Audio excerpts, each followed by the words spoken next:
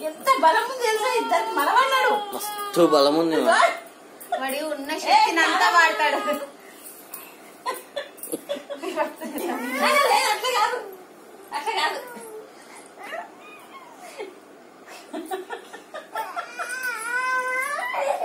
నా బంగారమే ఓర్పట్టింది